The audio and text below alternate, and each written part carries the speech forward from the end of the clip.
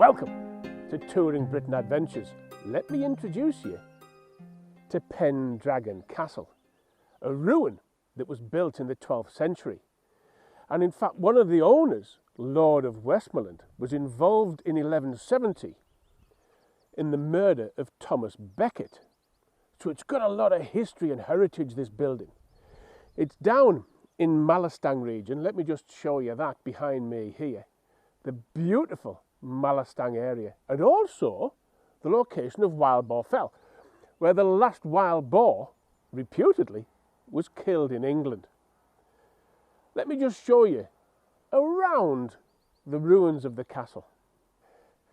The nearby high point over there on Mallerstang Edge is in fact named after Lord Westmoreland, known as Hugh's seat, because he was Sir Hugh de Morville. Another owner spent much of her remaining years in the castle until her death in 1334. And Lady Anne, the name of the person, is also responsible for building Church of St. Mary in the nearby hamlet of Outhgill. But just look at the thickness of those walls.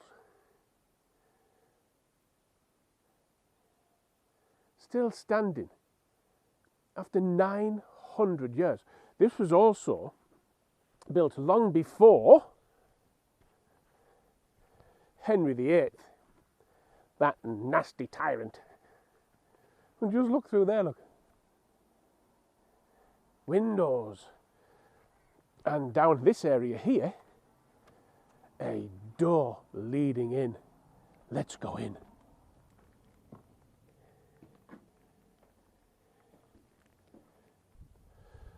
The castle itself was actually attacked by the Scots twice, in the 1300s and in the last time in 1542, where it became a ruin.